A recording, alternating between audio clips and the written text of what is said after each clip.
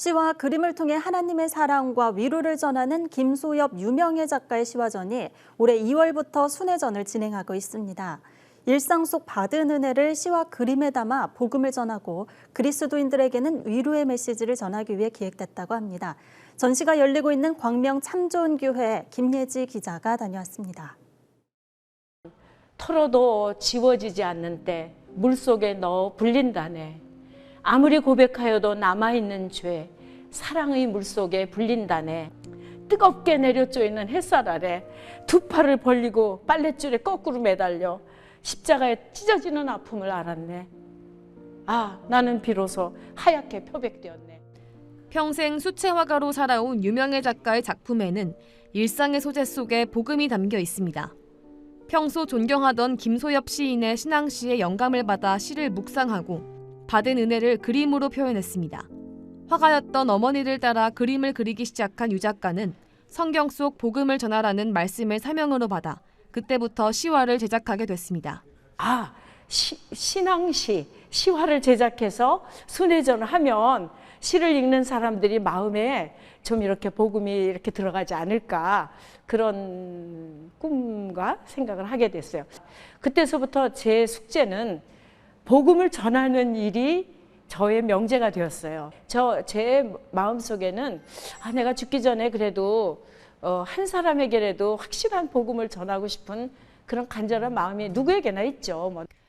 올해 2월부터 시작한 김소엽 유명해 작가의 시화전은 9월 한 달간 광명 참 좋은 교회에서 열리고 있습니다. 교회를 방문하는 성도들에게 따뜻한 위로와 오늘 살아있음에 감사하자는 메시지를 전하기 위해서입니다. 무엇보다 코로나로 인해 불안과 혼돈, 우울의 시대를 살아가는 사람들에게 복음을 전하자는 뜻을 담았다고 유 작가는 밝혔습니다.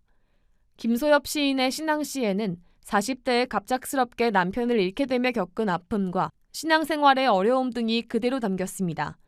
어려움을 신앙으로 극복한 내용이 유 작가는 물론 많은 이들에게 위로와 공감을 일으켰습니다. 유 작가는 시를 옮겨 적고 그림을 그리면서 가장 큰 은혜를 받은 사람은 바로 자신이라며 그리고 보면 글씨뿐이지만 이 속에 담긴 무한한 복음의 힘을 경험했다고 고백합니다.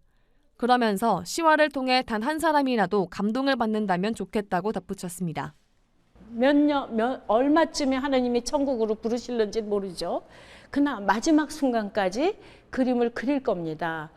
그리고 그 그림이 이웃과 사회를 위해서 선하게 쓰여졌으면 좋겠어요. 하나님께서 우리에게 하나님을 사랑하고 이웃을 내 몸처럼 사랑하라 하신 게 우리의 숙제잖아요.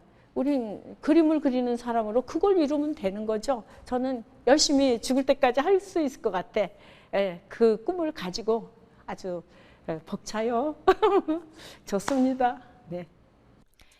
앞으로도 유 작가는 그림을 그리면서 받은 은혜를 이웃과 사회에 전하고 싶다며 기독 미술인으로서 받은 사명을 다할 때까지 평생 그림을 그리겠다고 말했습니다. 김소엽 유명해 작가의 시화전은 올해 12월까지 서울과 수원에서 이어질 예정입니다. 구티비 뉴스 김예지입니다.